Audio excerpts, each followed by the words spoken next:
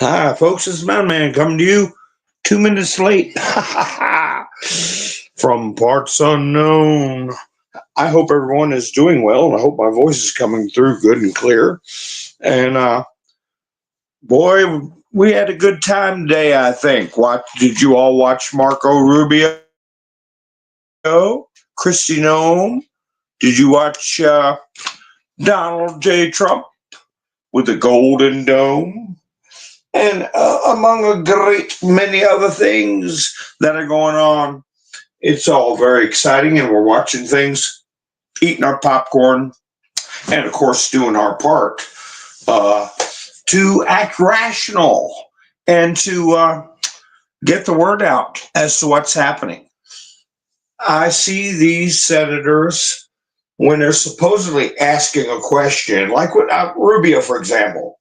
They go on a 7-minute histrionic tirade and then interrupt. These people are desperate. They look like they've been on a long drunk. Okay, they look tired. They look antsy. They look miserable. And they only make themselves look worse. They try to defend the indefensible, and it ain't going to get any better. And I tell you what, Rubio, I was going to call him Stone Cold Rubio. He was respectful, but he had no compunction, no tremors, wasn't nothing shaking but the leaves on the trees, and he set him straight at every turn. So yeah, let's keep having shows like this. I find it very enjoyable, and they can keep worrying about Kilmar Abrego Garcia, who's never coming back and should never come back, and Chris Van Hollen, and it was Tim Kaine and Chris Van Hollen made complete morons of themselves. And I don't see, once we get voter ID and paper ballots, they're finished. They're finished. We got our problems too. We got our problems like Rand Paul and Chip Roy and Massey.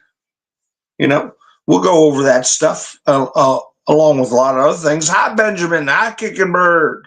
Darla, nice to see you. Colette, Angel, Lucky, nice to see you. Robin, I know who that Lucky really is. Rebecca's here. William's here. Ha ha ha. So, Diane's here. Nice to see you, Diane. So, I don't know which one looked more pitiful. Tim Kaine, he's got his skeletons, or the bones are going to be rattling out when they open the door to his closet. They're going to fall in a big dusty pile, like, Argh. Now, I was watching other live streams, and in the chats, there are people commenting that Dan Bongino and Cash Patel looked scared. And they weren't trying to be smart Alex. They were putting their own thoughts. Hi, Yvonne. Nice to see you. Their own thoughts into the chats. And I wouldn't say scared. I would say they had some trepidation. That doesn't put any bad light on them. Trepidation, you need to have fear and trepidation as a survival mechanism. There are old captains and there are bold captains, but there are no old, bold captains. So, and I have said that they're dealing with the most evil, vicious group ever assembled in the history of mankind, with more power, information power, influence over 3-letter agencies, government agencies all around the world. It's a big tree to chop down, but we're chopping it down. and the little flunkies are feeling it. Did you notice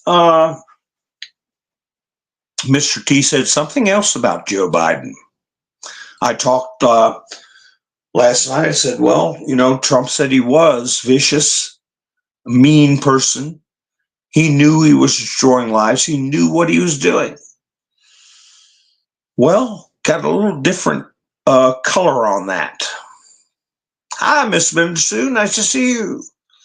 Debbie, yeah, what they've seen. That's right. Outlandish. Yeah, a lot of people have their own, as I said, if you listen to last night's broadcast, Junior's goldfish, okay? Junior or Sissy's goldfish. Sometimes you got to tell little white lies. Larry's here. Let's see. I wonder if I can get these chats on the screen.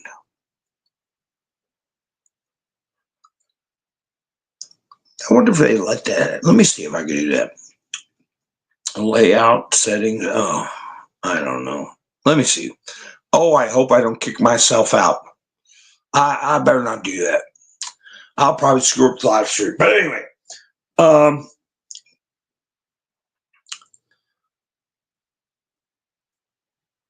I don't think they're being truthful either. I don't think they can be. And you have misinformation is necessary. Disinformation is necessary.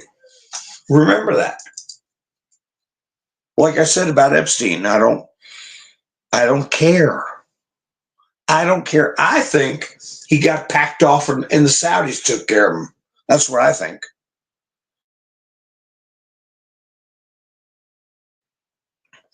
That's what I think. Who cares? As long as he's off the face of this earth.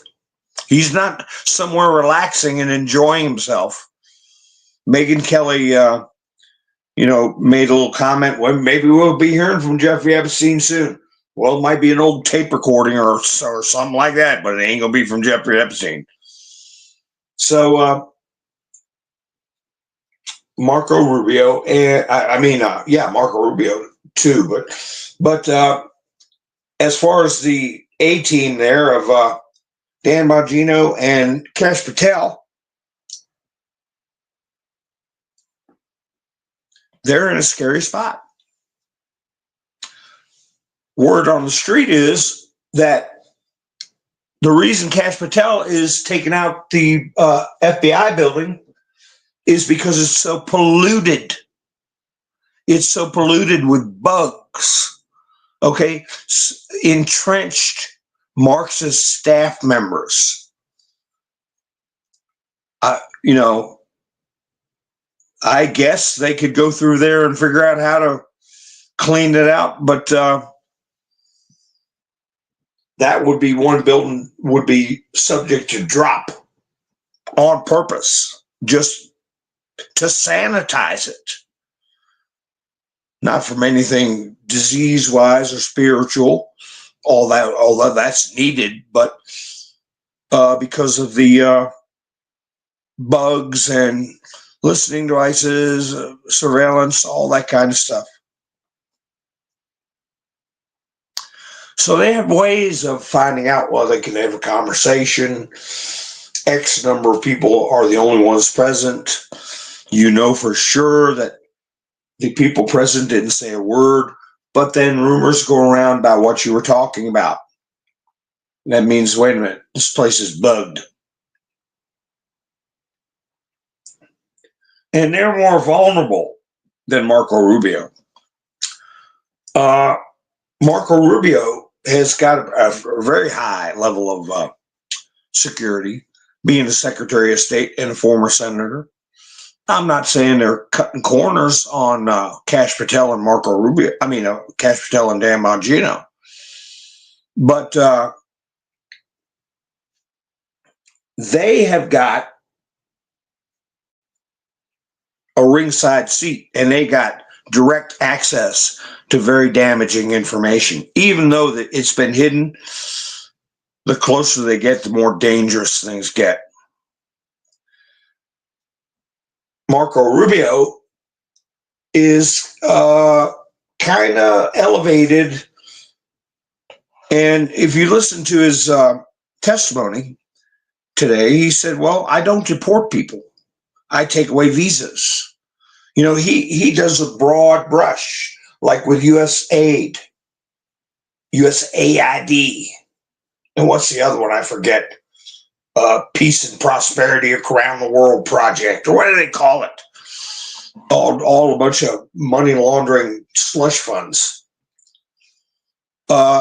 He's not getting into the investigative level of seeing faces, okay, on videos, seeing communications, really connecting the dots. Because with Rubio, he's fortunate in a sense that he has the Doge team bringing forth evidence. Look at this place. They're funneling billions to other countries. They're funneling billions to NGOs.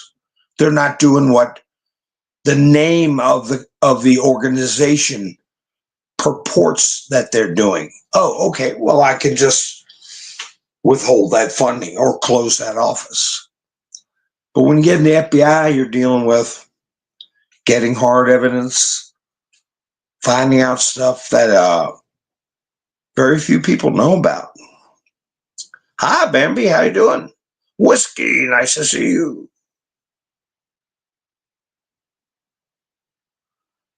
And I trust them too. Diane, I trust them.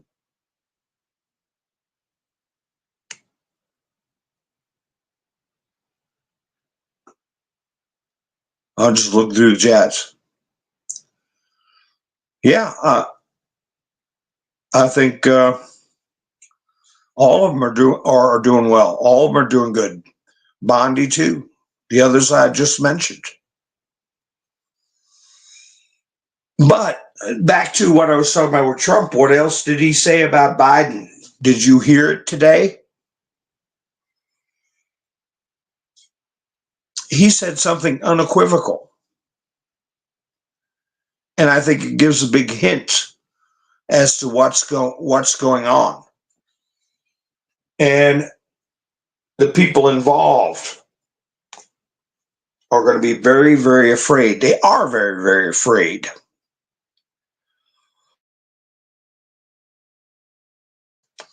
I don't think they thought Joe Biden would live that long. They hid his cancer. They thought it would have been Kamala this time around. Slipped her in as president. How do you slip one in? But Joe kept on puttering along. Wayne, nice to see you. Yeah, give me a thumbs up. Helps the video get around. So I don't see any guesses as to what Trump said. That is putting everybody on notice. We know what you did, and we're checking you out. It was about Joe. He said Joe Biden would have never allowed open borders. Joe Biden wants to know where they opened the borders like that. Somebody else was wielding presidential power. And now as it's dawning on millions of people that this huge influx of aliens disrupts the representation in the House. Just their physical presence, even whether they're not their citizens, residents, green cards, here illegally, living under a bridge. They get counted in the census, and it gives the Democrats estimated to be around 27 extra seats. Now, with that situation, they're still not in power, even though it is very, very close. If it wasn't for that influx of tens of millions of people, they would be definitely minority, and we would be able to move things through a lot quicker. So they know if they can't stop this homecoming operation, isn't that what Christy Nome called it? Operation Homecoming, get everybody to go home. That they'll never be in power for not for a long time. So the whole open borders thing is a fraud on the people, the American people. It's definitely election interference, but more seriously, it's defrauding people of the control of their own government, the American people. And I'll say it again, that's exactly one of the charges Hermann Goring was found guilty of when they sentenced him to hang at Nuremberg. Brush, how you doing? The Brunson brother, is that the same case, Diane? Common, how you doing? Angel, how are you doing? Mike Lindell's got a big court case coming up. Is it about his debts, his voting lawsuit, or is it about the election?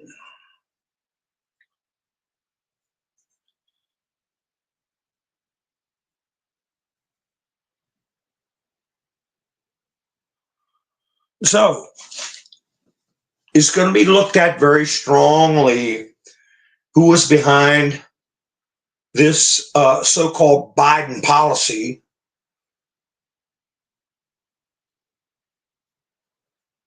The effort to steal our representation from us. And they did succeed. They did succeed. But when you look back, like Trump did, he gave a little speech today. He said, if they just left me alone, I'd be retired right now. I set up the World Cup. I set up the Olympics. I set up all this stuff. And I wasn't even going to be in office. I said, oh, man, they're going to have all these wonderful things that I did. I won't be in office anymore, and they'll never give me credit. He said, but they had to go ahead and mess around with the election. So I'm here. And if they'd have never done it, I'd be gone by now. He said, well, if they want to play it that way, I'll shove it right up. You heard what he said. And he shoved it. And we helped him shove it.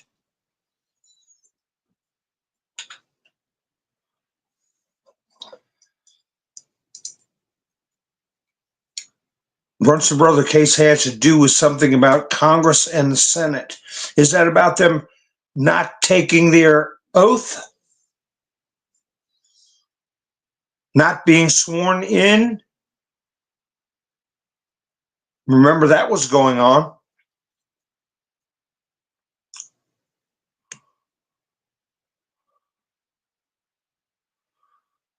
And I seen a question on Utizzle.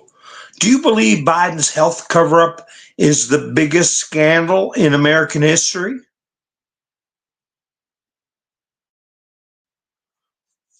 Do you all think it's the biggest scandal in American history? I would say, I would say we don't have to prove it. I think right now it's a given that it's true, that they lied.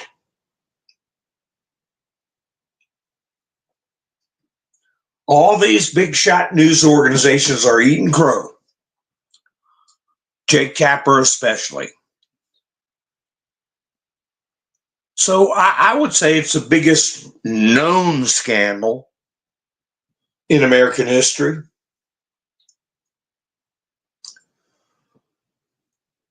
And I would put Above that, I would put the Kennedy assassination.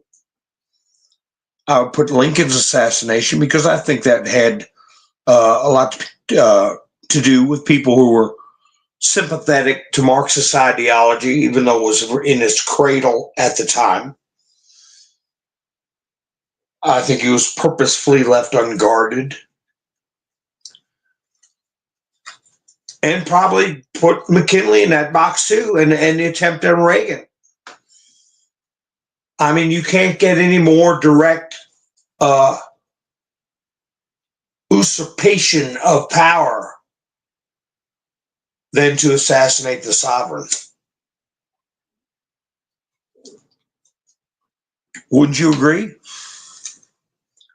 The next best thing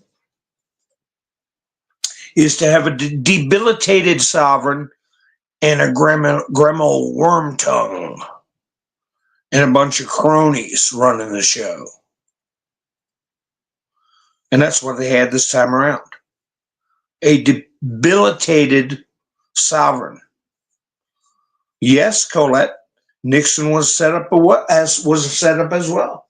They called it the silent coup. The silent coup.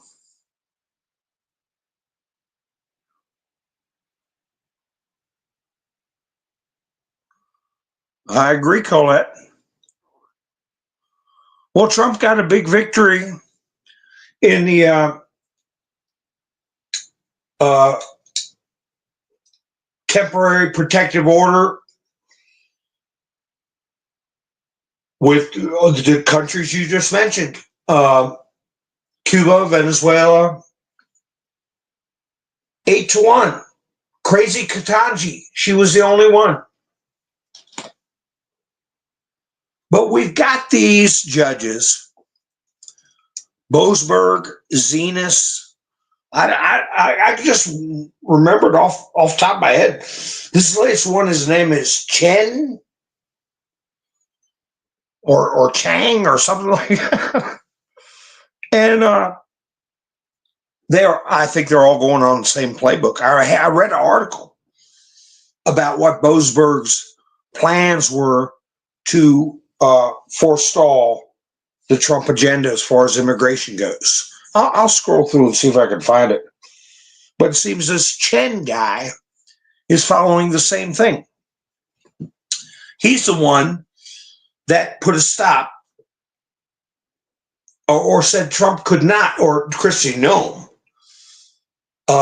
could not take away temporary protective status for these individuals. And the Supreme Court said, you're wrong. You can't do this. 8-1. 8 justices agreed and 1 lunatic dissented. Doesn't count. Might as well be 8-0. Well, he's pulling the page out of Boasberg's book. I gave an order for discovery, and I wanted to get that order in today. I wanted it to be complied with today. Well, the Supreme Court said you don't have any jurisdiction.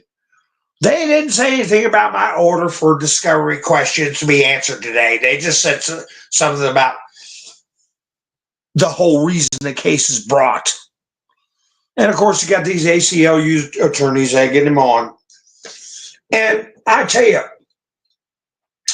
I bet you investigators at the Justice Department are having a field day, taking a look at these attorneys that are with the ACLU, doing financial tracking, trying to figure out what they got in the game here, who they answer to, what they got in the game. Because this whole monumental effort is to prevent people from being removed from the country that should not be here, to upset the balance of power in Congress. At the very least, the natural balance of power. By natural, I mean if there were real citizens and only real citizens voting and residing in this country, we would have a 27-seat advantage at least. So we know that there's been investigations going on for over a decade, I would say, close to a decade at least, with Huber, Inspector General,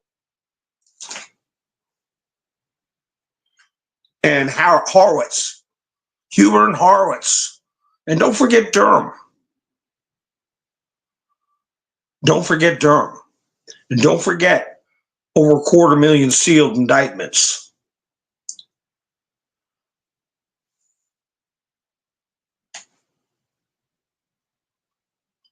Bongino and Cash Patel brought up statute of limitations. You know, when you boxing, there's a thing called a feint. All right, you're playing cards, there's a thing called a bluff. And we all know about misdirection. We know about how to let people let their guard down.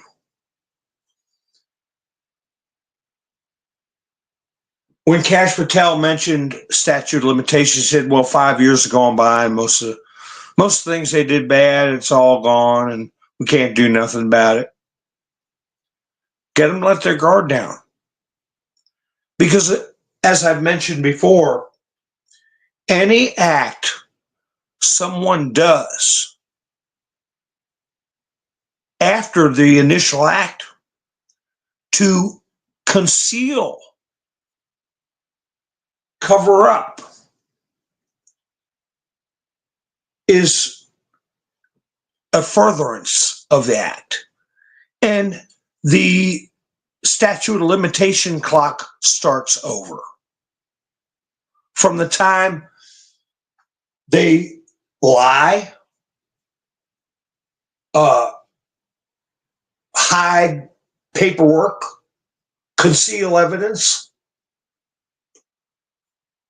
tamper with witnesses, anything, tell somebody, here's what you tell the investigators. It starts the statute of limitations clock over again. Hi, Greg, how you doing?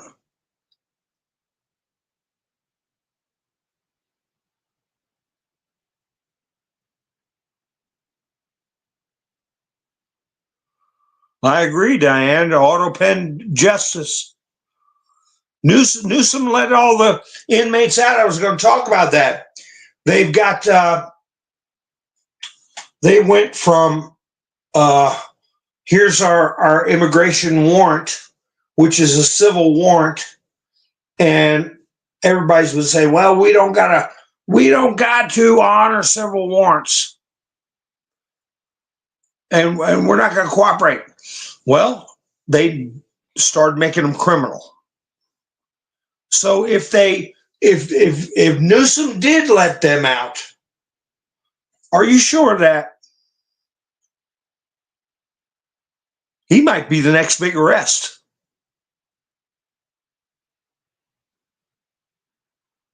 Newsom, Kathy, did he really let them out? Because what we had, that lady in red, the belly bucking, elbowing, forearm whacking congresswoman get indicted.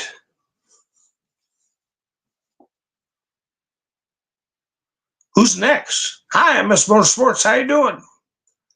Wouldn't that be something? Ha ha, Greg, that's great. Colette, you got to be careful with that word. That's why I always say, you know what asides. Because I get in trouble for that word, along with a bunch of other words. On the news. So what do? Just do a blanket order? If they can prove that he is letting people out of jail for the sole purpose of them being able to disappear and blend in, that's aiding and abetting. If they're, well, I don't know if to it. They're issuing criminal warrants. If you enter the country, okay, they consider that a civil matter. If you have an order of deportation and don't comply, or if you get the boot and come back in, it's felony.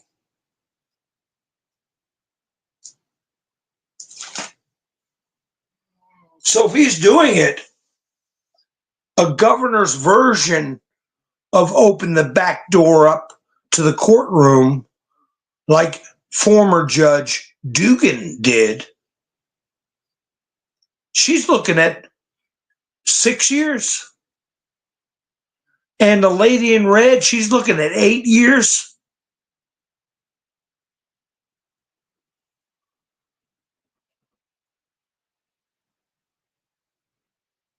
What's the difference?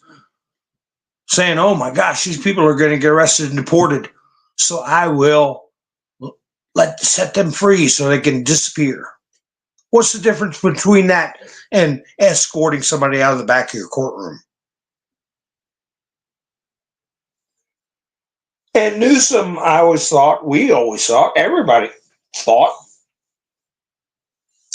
he was on the radar screen for arrest for a lot of things.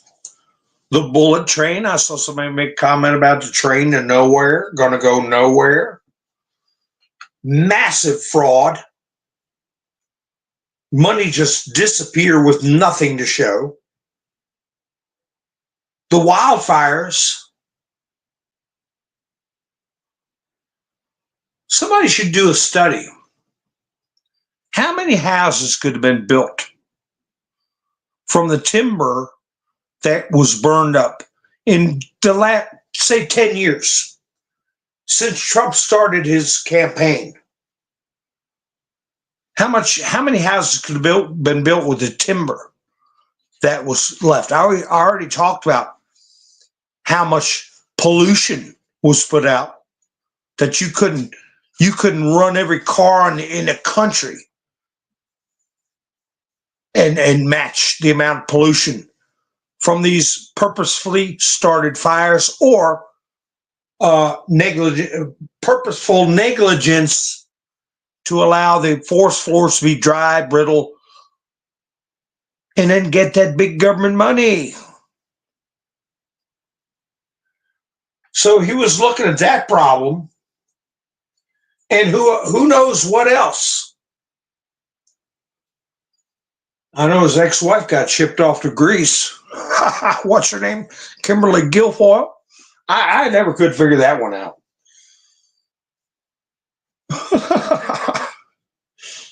Donald Trump's son, Don Jr., with Kimberly Guilfoyle.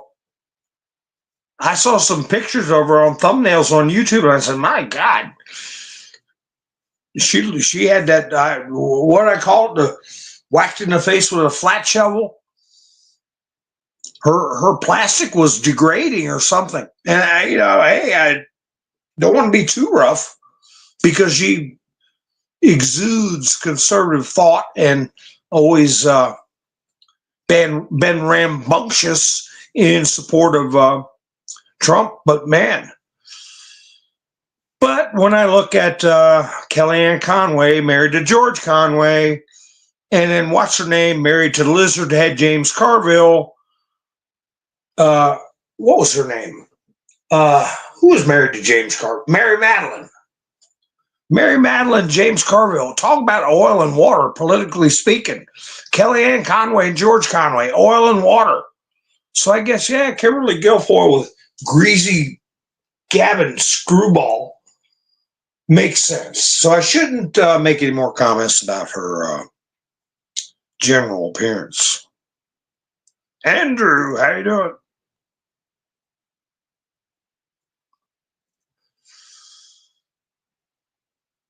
Well, what about the rumors that Mayorkas was going to be charged with treason? that Pam Bondi was going to charge Alexandro Mayorkas with treason. I heard that was a herring, a red herring thrown out there.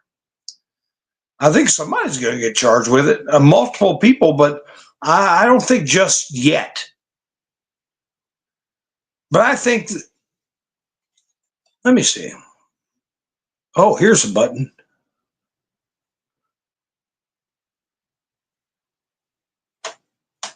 Oh, I better watch what I'm doing. That hint Trump gave, what the hint, he laid it out there like it was. Joe Biden would have never approved of open borders. Somebody else did it. Somebody else took advantage of his debilitated state and assumed the powers of the presidency in violation of the law. Who was that? What group of people? I understand his chief of staff was the one who communicated the final words on things, what was going to happen. That doesn't mean he's the one making the decision. I'm saying he communicated the decisions that were supposed to be made by Joe.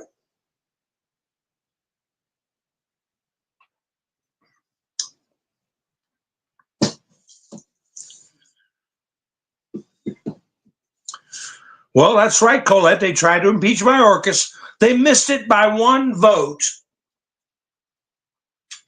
And that shows you right there how this manipulation of the population through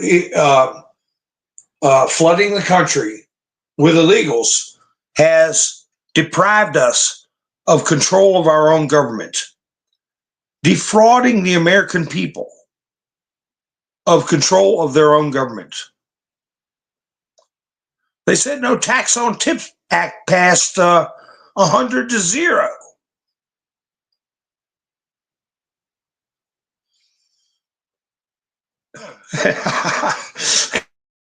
And I didn't get a chance to watch it yet, but I saw, I mentioned him before, along with a lot of other creators, JLR Investigates, put in there that Obama's name got dropped in the Diddy trial.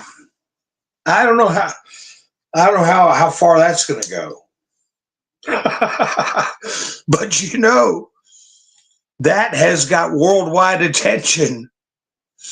And that is the greasiest, grossest pack of degenerates you can think of next to Epsteinio. And here's Obama's name getting dumped right in the middle of it. That's going to be something else to pay attention to. Like I said, I don't care if all of them go to jail. I could care less. But we're hearing these things. We're watching all these media people eating humble pie. We're watching these senators desperately still asking Rubio about Abrego Garcia, still misrepresenting that the Supreme Court ordered his return, facilitate his return, which it does not. And then we see, oh, no tax on tips got passed. Trump had a 2-hour plus conversation with Putin. His popularity spiked up after his visit to the Middle East.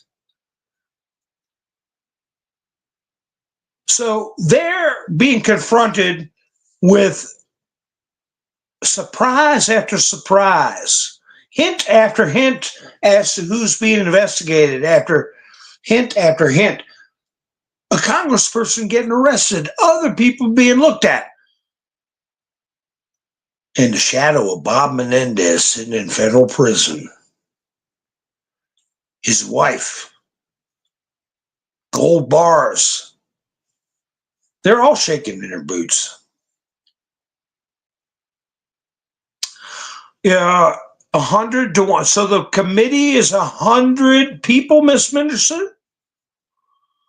Because I heard it was 100 to 0.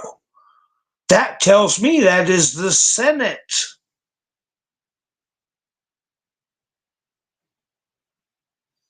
I just read that, Colette, I just read that the no tax on tips bill passed 100 to 0.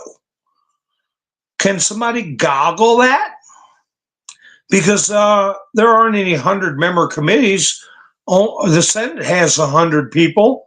And if it made it to the Senate,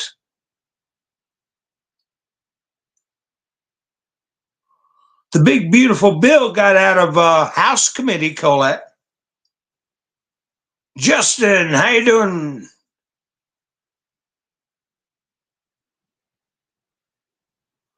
Benjamin said he did some jumping jacks. We missed it. Yeah, follow the wives, Debbie. But I don't know. Let me see if anybody puts it in chats. It was, I believe, passed by the Senate, 100 to 0. I should have got a full screenshot. ABC, ABC News puts this out. A 24-year-old Venezuelan man was arrested after allegedly pretending to be a 16-year-old high school student, according to police in Perrysburg, Ohio. And they got a little picture of him here in his orange jumpsuit. And he's got this, I wouldn't call it Justin Bieber hair, but he's got broccoli hair with blonde highlights in it.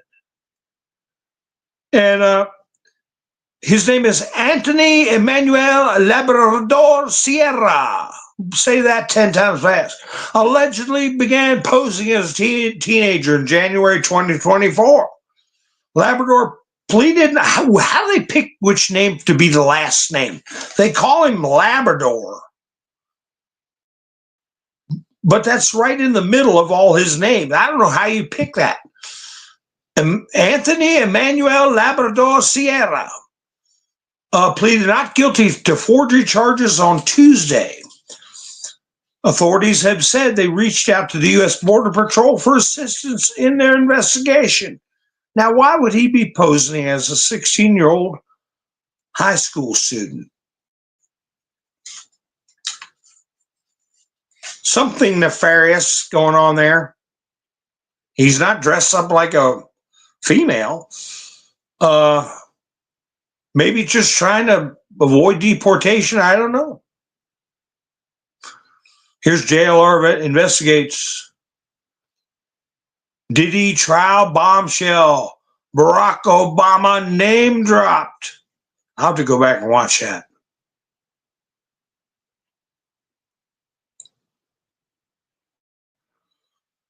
Now you know why so many people are running, the liberals. So many liberals are running the blue sky. Where they go to cry. Because here's a post one guy put up, his name, Blair Cottrell. Why invade a country when you can just buy its institutions, turn its women against men, make transvestites out of its children, sell the wealth generated by all its labor to foreign investors, then introduce a foreign army as refugees and, quote, diversity to finish it off?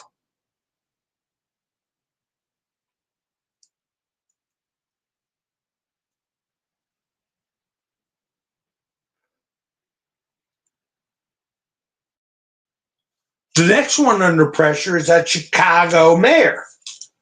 What's his last name? Johnson? He's being investigated by the Justice Department. He may be charged for civil rights violations.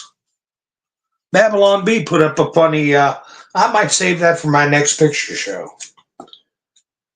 It's a little rough. Sometimes I don't put Babylon B stuff up if it's a little too rough. Where is that? Here it is. Chicago mayor insists he has never discriminated against white boy honky crackers.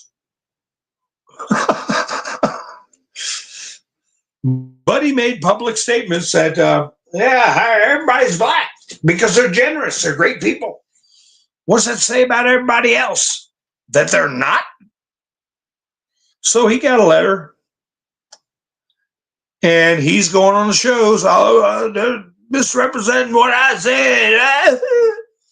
Investigation of the employment practices of the city of Chicago pursuant to Section 707 of Title VII of the Civil Rights Act of 1964.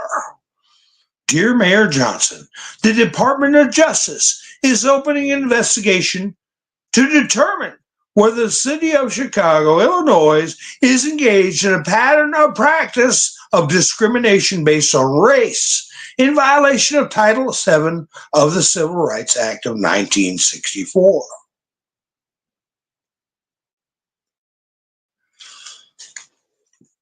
Boy, I tell you what I would like to see today with Kristi Noem or Rubio. I would like to, because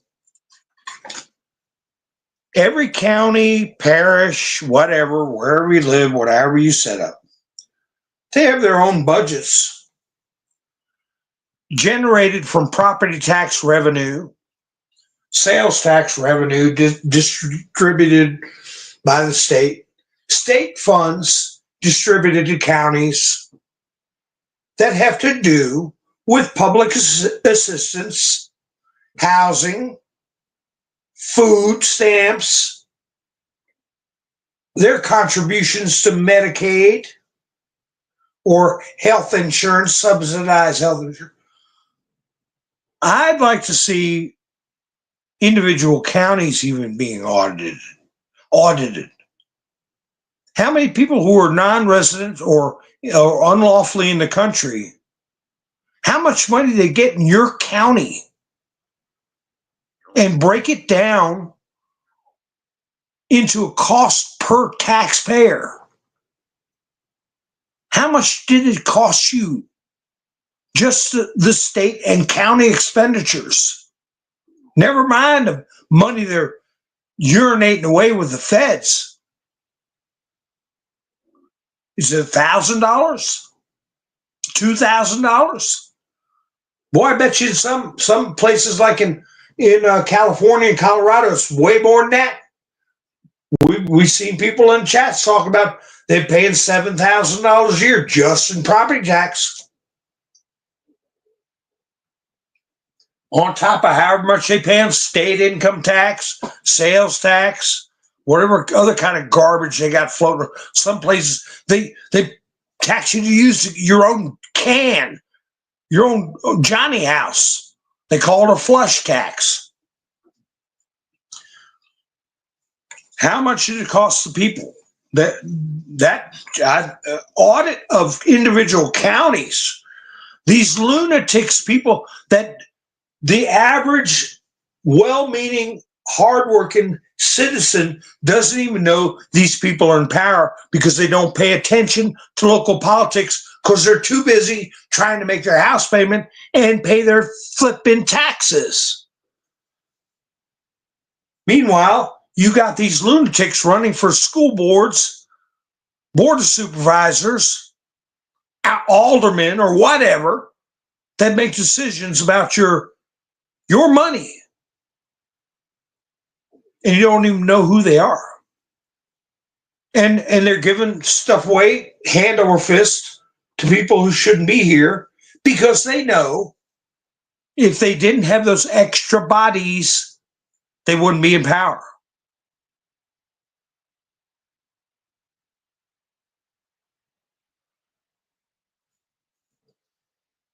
Well, Colette, if you never own your house the way they have it now, I believe they started that property tax beyond incidental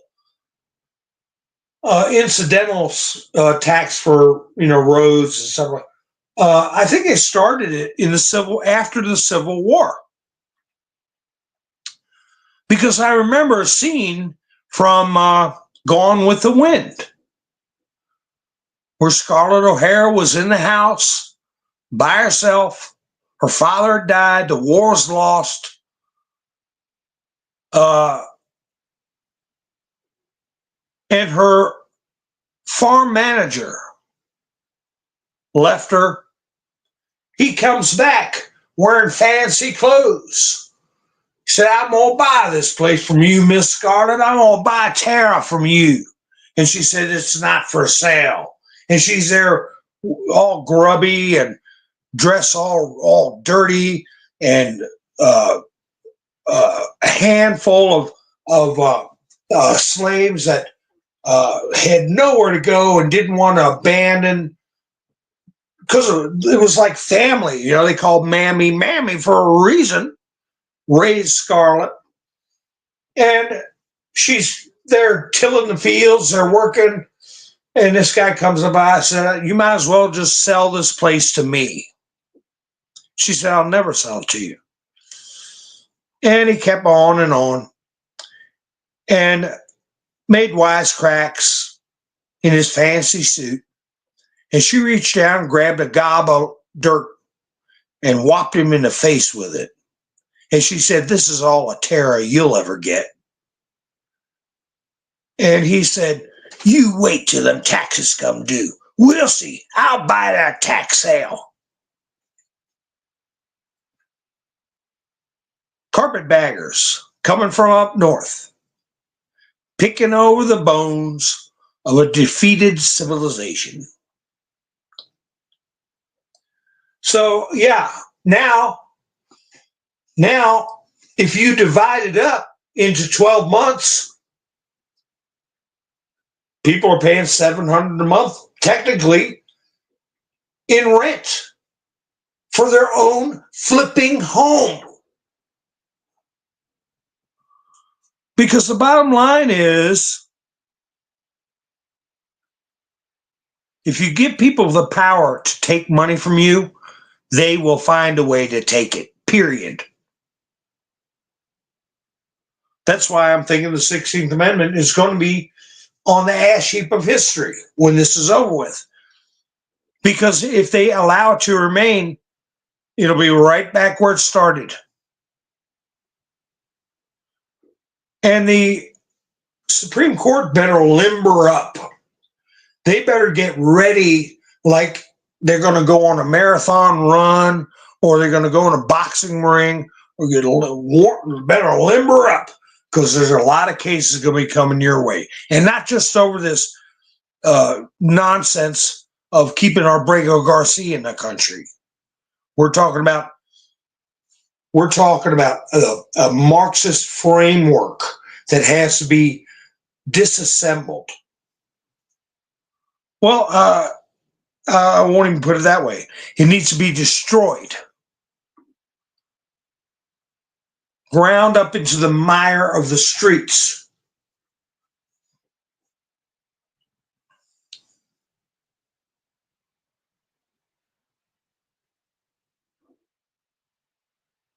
Hi, Stanton. How you doing?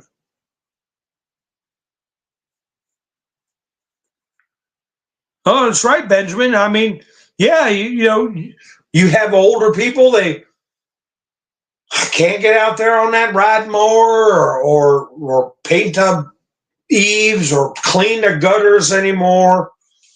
And they end up moving into the villages, and it turns out to be, or whatever, they go rent an apartment and they don't have to pay that tax anymore. But that depresses house prices, and you have places like BlackRock coming and buying up stuff, turning them into rentals. Then you do like J.D. Pritzker, pull the toilets out while you don't have it rented, so you can call it uninhabitable, so you don't have to pay a lot of tax on it.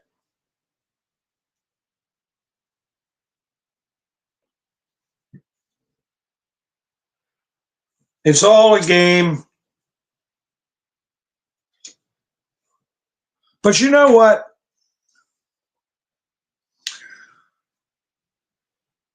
I know I say it a lot, but we're on a long march. I started this when everybody was expecting the military to step in, Joe to go to jail, all these criminals go to jail, right?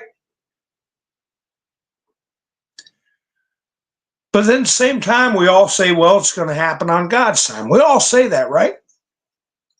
Wouldn't you agree that that's what we're all in agreement on? Well, look at this.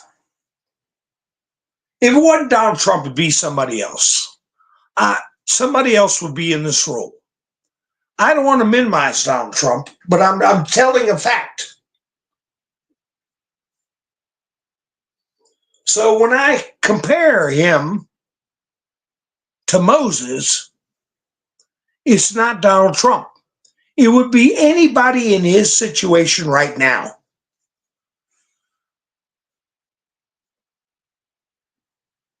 Biblical. It's going to be biblical. You can't get a whole lot more biblical than Moses in this comparison. Because what did Moses do? He freed the people. Let my people go. Right? We're all enslaved. Just this talk about property tax. We can go into all the other conniving, fraudulent scams, kickbacks, grift that's going on in every level of government all over the country, right down to your local fire department, people stealing money from tip jars or buying a bunch of stuff on a fire department budget that's a high six-figure for middle of nowhere. Haven't had a fire since 1975, but it's spent $500,000 or $1 million a year.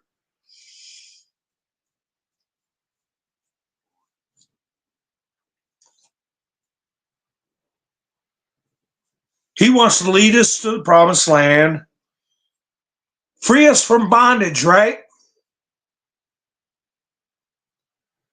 Well, so did Moses. 40 years wandering the desert.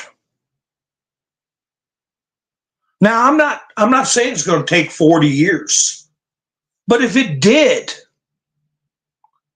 we'd be looking at 2056 since Trump said, I'm running for president, let my people go.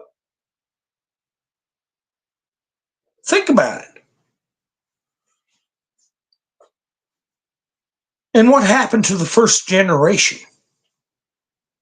of Israelites? They never saw the promised land. It was the second generation. It was a struggle. The first generation ate manna from heaven, wandering the desert. Then they defied God's word. Remember Moses taking and throwing the tablets to the ground and then having to go back and get them again? Well, that delayed their arrival to the promised land. It was the second generation. Moses wasn't even able to set foot on the promised land. That's what I was talking about last night. We don't know. We don't know who will live to see it. I was talking about, I don't know if I'll live to see it. None of us know. And we have good friends that pass. And their memories will be of an America that's been enslaved, they don't even know it. But if you're going to compare it to the Exodus, and like I've said in the past, the only time in recorded history that I'm aware of where people had control of their own lives and did not answer to a sovereign of a king or a king was when Israel was ruled by the prophets. The book of Judges.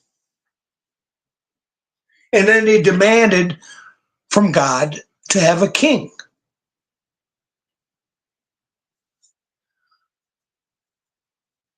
Fast forward to 1776.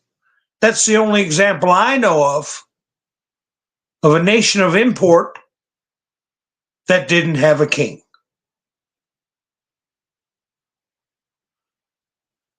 Didn't owe anything to anybody. Were free until 1916.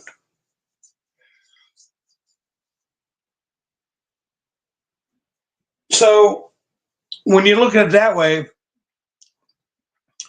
one other thing Trump was saying that he was hoping he would be president to see certain things. He's laying it out there that this battle is going to continue after his term. I'm sure he'll have influence. Debbie said, go back 40.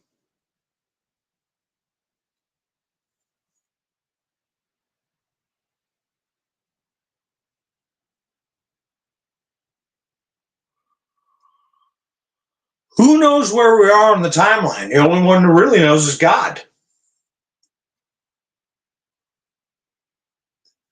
And I've said before, look how this nation has behaved. Look how this nation has allowed things to go by unchallenged.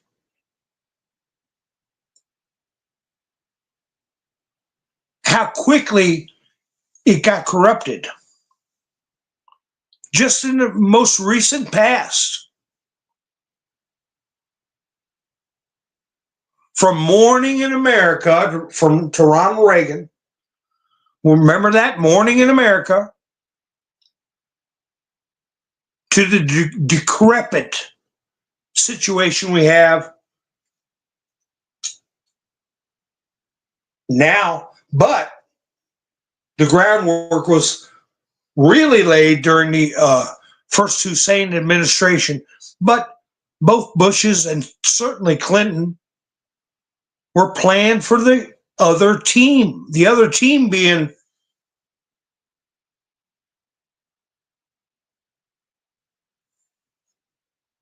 I don't know which one to choose.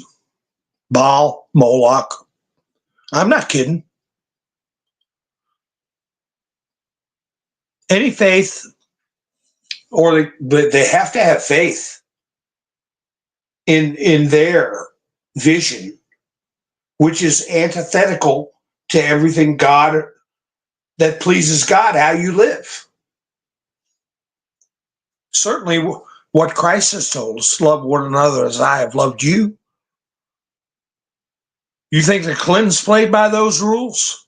You think either the Bushes played by those rules? We know for sure Barack Hussein Obama, with the ring on his finger that says Allah is the one true God, doesn't play by that rule. But that would be an excuse for a national excuse for how far we've fallen. In the days of Reagan, you would have never imagined more abortions than births in Washington, D.C., for example. You would have never imagined school systems taking it seriously to put litter boxes for kids that identify as cats, or for tampons in the boys' room, on and on. Tranny stories at the library, on and on and on.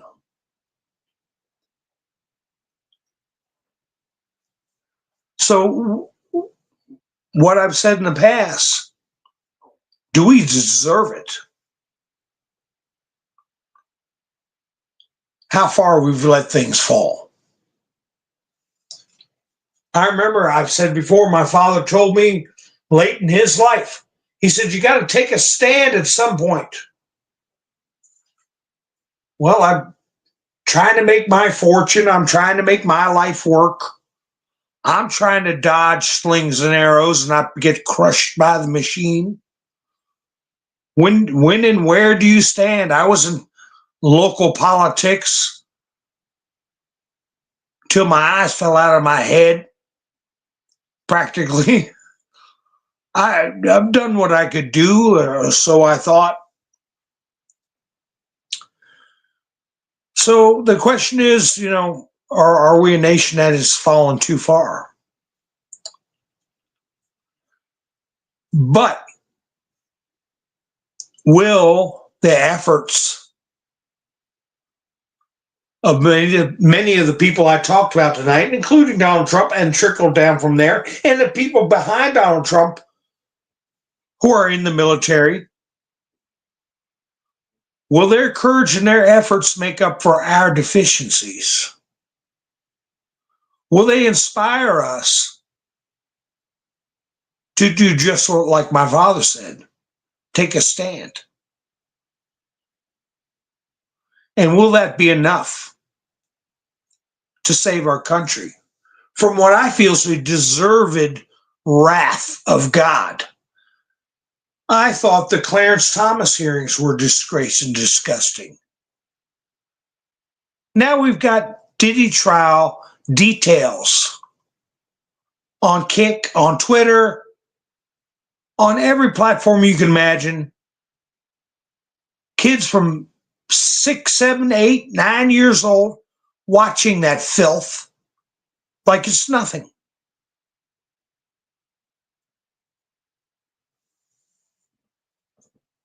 We would have never dreamed of this kind of debauchery ever being played out in public. But that's what we have. That's where we're at. Now we got Hussein Obama's name being dropped in that debauchery, that filth that's coming through now.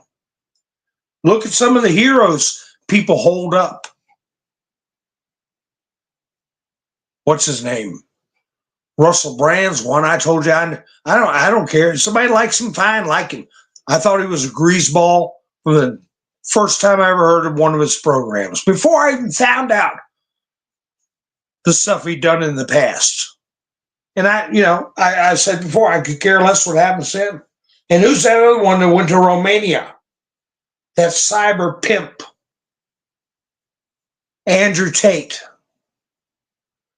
Just chiseling away, chipping away at the moral skeletons of this nation. The moral skeleton. That seems to me that's all that's left. And we have young people aspiring to be like Andrew Tate, aspiring to be like P. Diddy. And then the installed press that ignores the type of people like Thomas Sowell or Clarence Thomas, and vilify people like Donald Trump, and lionize the trash I mentioned earlier.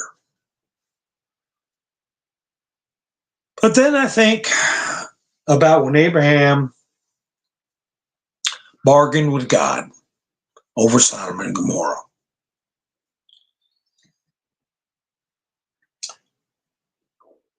If I can find a few righteous people, will you spare the city?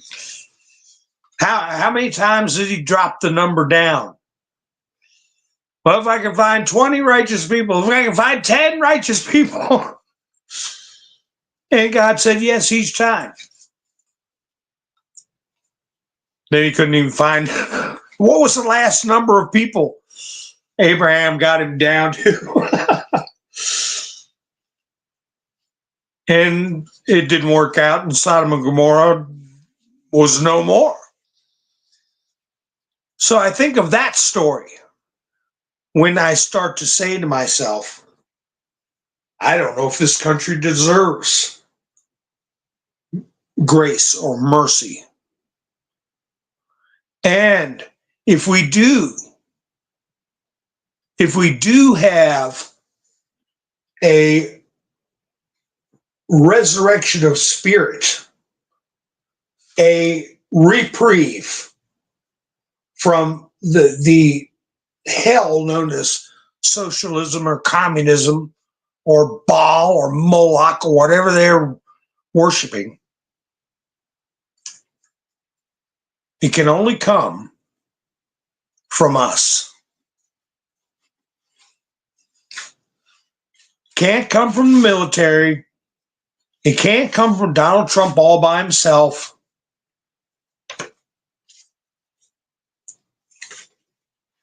It's got to come from us.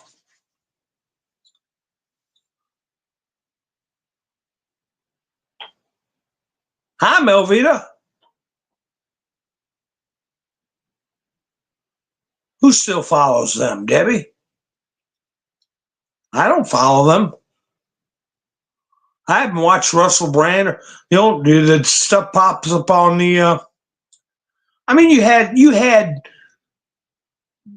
big time podcasters, and even on Fox News and CNN, interviewing these characters. I hope you're not talking about me, Debbie. I don't follow those creepos.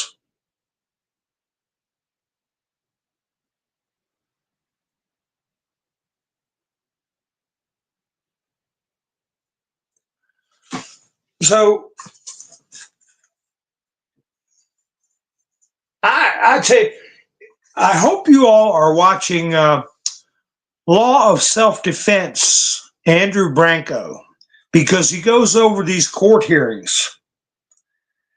And these judges, I mentioned a couple of them, Chen and Boasberg, who was nominated by Roberts, and Judge Zenas, that's spelled Xinis,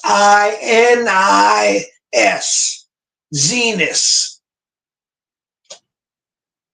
and a couple of others. They're all playing by the same playbook, designed to frustrate the executive branch, and they are defying court orders and doing it what they think is a creative manner. I can only hope that there is a gathering of files and common names, foreign influence, money, because we can't go on with these people still in place. Trump put out an olive branch to some degree. When he was in Saudi Arabia, he said, I don't keep enemies. He said, I try to get a working relationship or even a tenuous friendship is better than having enemies. That wasn't his quote. That's paraphrasing it. And I know that you can't go around wiping out people, like I've heard a lot of people say, but you can bar them from public service. You can have them serve jail time. You can strip them of their rank. You can shame them. And so as not to set a precedence, like we don't want to be setting a precedent where we jail judges, unless you have one like someone who does something gross and blatant like Dugan. But you don't want to make it a habit. You want stability. But there has to be retribution. And these people that are in power, that have proven that they abuse their power, have to be removed.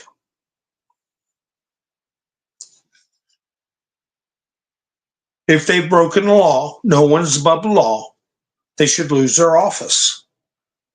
And if it's blatant like what Dugan did, like Dugan, she's going to get some kind of slap on the wrist relative to what you or I would suffer. The same as the lady in red who was belly bucking and elbowing people, forearming people, whatever. She was physically accosting and battering people with her body. She'll probably get some diversionary, okay, you be good for 6 months or a year, whatever, and the charges go away. But you have to plead guilty to a misdemeanor when it's really felony battery. You look at what they did to Tina Peters, 9 years. They want to set that precedence. But it seems to me like there's a dam, that a lot of stuff is dammed up.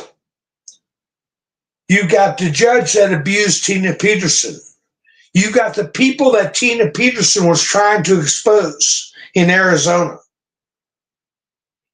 You got the governor there in Arizona with her shenanigans. You got the deeds that were exposed to be phony deeds of trusts that were recorded in the courthouse for the purpose of laundering money through drug cartels. I could sit here for an hour talking about especially the 7 swing states that were questionable. The stuff going on in Georgia, I could go, it's dammed up and nothing's really broke through the dam yet. When is the dam going to burst? We've got Judge Dugan getting arrested. We got this congresswoman getting arrested. We got the mayor of Chicago being investigated by the DOJ. We got stuff like that.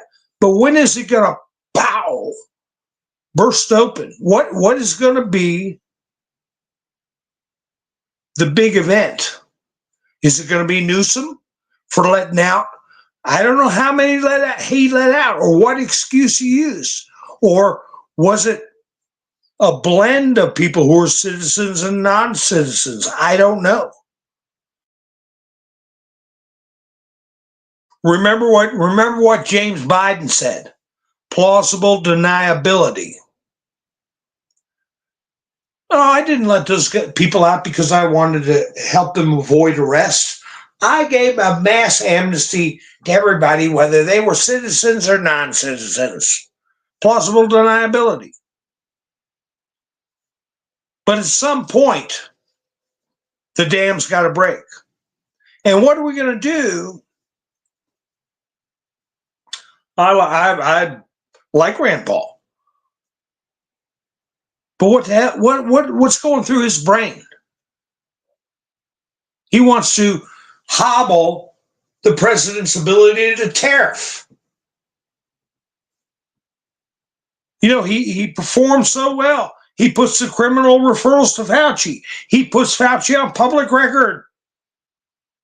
He does all this good stuff.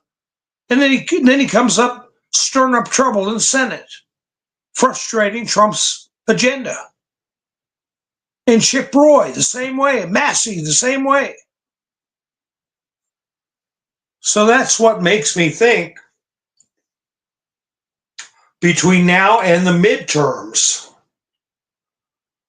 they're going after, as far as deporting people, yes, they're going after gang members, criminals, but I'll tell you something else they got on their list. People involved in vote harvesting, okay? mules, people who buddy up to local politicians that are here illegally. So the midterms, they're going to have a problem. They're going to be missing a lot of their flunkies, a lot of the hired help to go around and do the grunt work to cheat.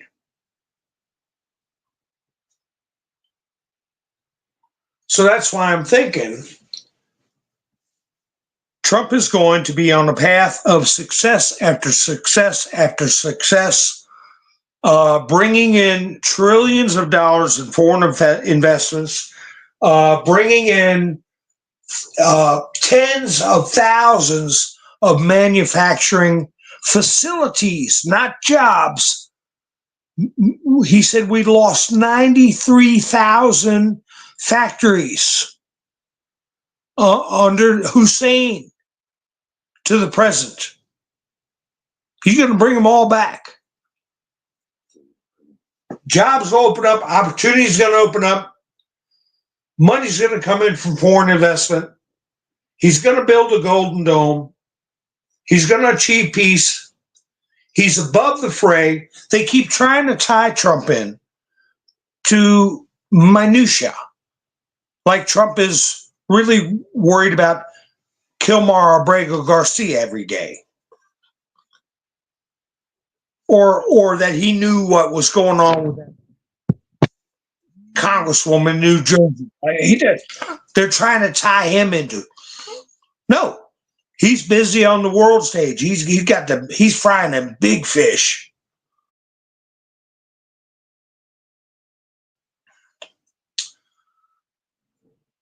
And it seems to me that's the only real strategy and path that would lead to a very strong victory in the midterms that would cement a Senate majority and a House majority. And then it's Katie bar the door. If we get to where Obama got to, his first term, remember? They took out George Allen from Virginia. Nobody would have thought that. They took out Elizabeth Dole from North Carolina. How'd they do that? They took out Senator Stevens in Alaska by setting him up on phony charges. 3 senators that were solid as a rock Republican. And it gave Obama a veto-proof majority. That's how they got the Marxist Health Care Act through. They nationalized our medical system. It's a communist system. Ted Stevens, that's who it was.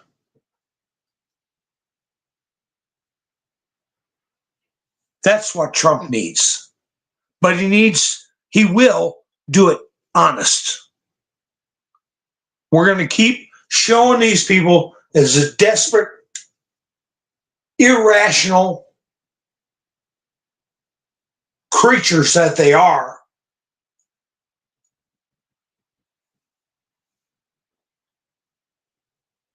And we're going to have an astounding majority. And the best way Donald Trump can do to achieve that is to focus on his foreign policy, focus on national economic policy, and we do it the other way around, where instead they have us on a treadmill where all we can do is work, go to bed, get up, go to work, all the while when we're busy trying to keep our heads above water, they're getting away with whatever the hell they want on every level of government. No. What Trump is going to do is cause people to be hopeful, prosperous, productive, happy, feeling safe with the Golden Dome, peace on earth.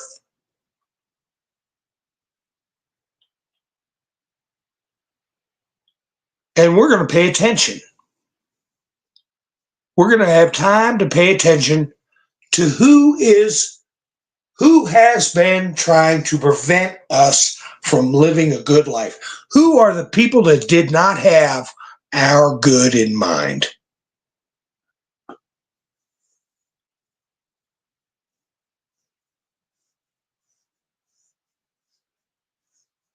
And we'll get rid of them.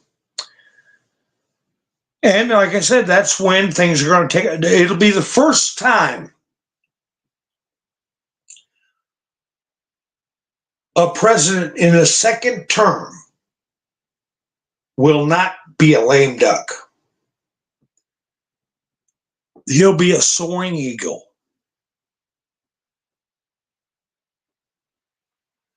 Does that make sense to you all?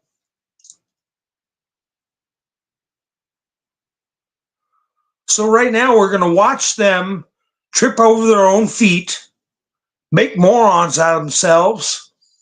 We're going to have these judges and House representatives and state House representatives all expose themselves, all make fools of themselves, and people will get puked out and never want to see their face again. Fannie Wilson's got, Fannie Wilson's got some other nonsense going on over campaign money or who the hell knows what. I'm sure they're paying attention to it locally. Letitia James, she's going to have more charges against her.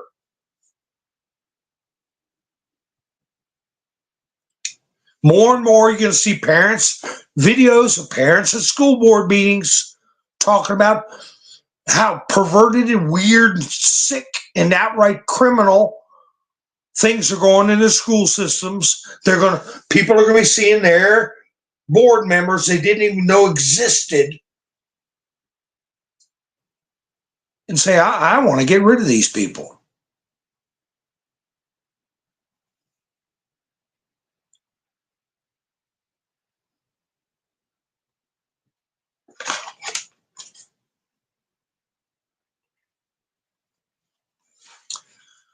Birth certificate B and S.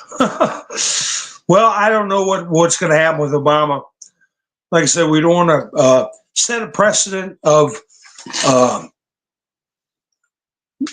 jailing or worse former presidents. That's why Aaron Burr got a pass. Read about Aaron Burr, Vice President of the United States. First one to be impeached. He ended up basically being a man without a country. But Judge John Marshall oversaw his impeachment. He was in big trouble. He tried to make California his own country. He shot Alexander Hamilton. Didn't go to jail.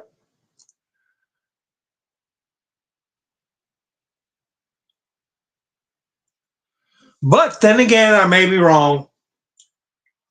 The dam might break. We might start seeing some rank and open criminals being exposed and being arrested.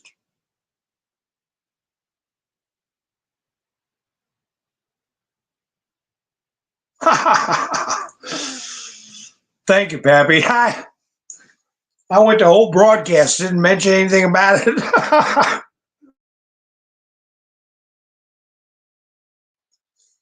Pappy said, Mountain Man's earning his coffee tonight.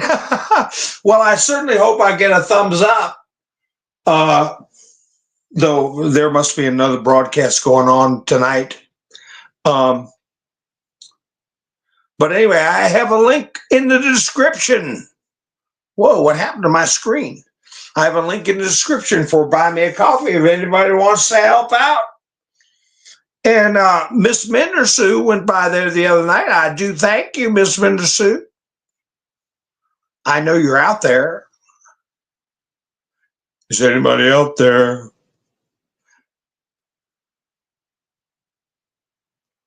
Holy cow.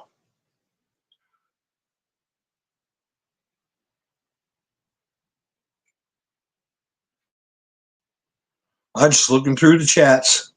There you are, Miss Mender Sue. And Mike and Bev.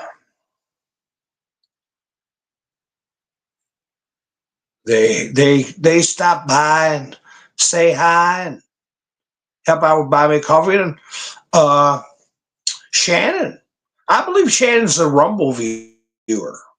I don't know. And I haven't been able to simulcast on Rumble in a while. But I will be. Oh, Benjamin, I know. Don't you worry. Give me a thumbs up. Share the video if you can, Benjamin. I've been so broke I couldn't spend the night. I was so broke if houses were $2 a piece. All I could do was run up and down the street and say, ain't that cheap, ain't that cheap. So anyway, folks, tomorrow's Tuesday, right? So unless something big happens, I won't be broadcasting until Wednesday. If nothing happens, things happen. Well, I talked about that the other night. And if you're subscribed and hit the notification bell, you'll know when I go live. So make sure you do that. I saw my last analytics. Almost 30% were not subscribed. I don't know what's going on with that. But hey, with you, Tizzle, I've been stuck at 1,600 subscribers for months and months and months. That's how YouTube works, I shouldn't complain.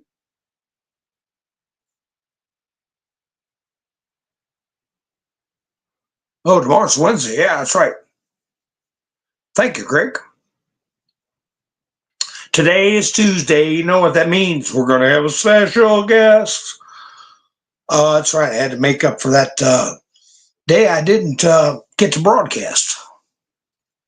Well, Thursday then. Thursday. I don't know if I get a notion I'll come up tomorrow. If not, I'll be up Thursday. But like I say, if you're subscribed, you'll know. Yeah, I skipped a day, didn't I? I had a little mini disaster I had to take care of.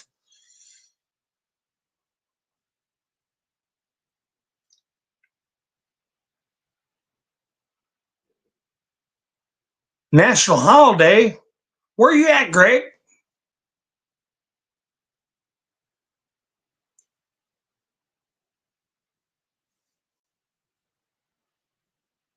Where you at, Greg?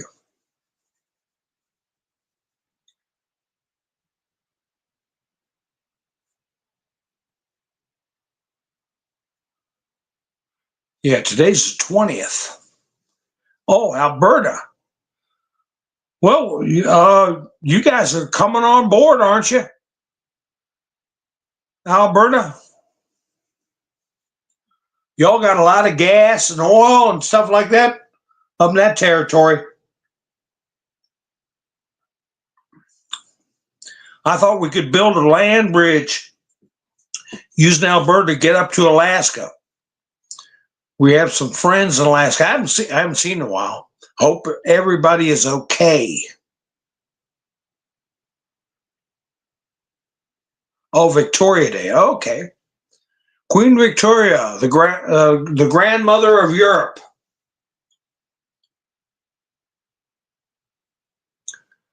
Oh, I'm all right, Miss Mender Sue. I haven't coughed very much at all. I could sing the national anthem to show you I'm all right. But anyway, we're running out of time. Thank you all for spending your precious time with me. And I hope to see you soon. I want once again to thank everybody that's gone to buy me a coffee to help support the channel, and everybody who gives me a thumbs up. If you don't like the video, give me a thumbs down. Let me know something. So y'all have a great night. I'll be seeing you soon. This is Mountain Man, over and out.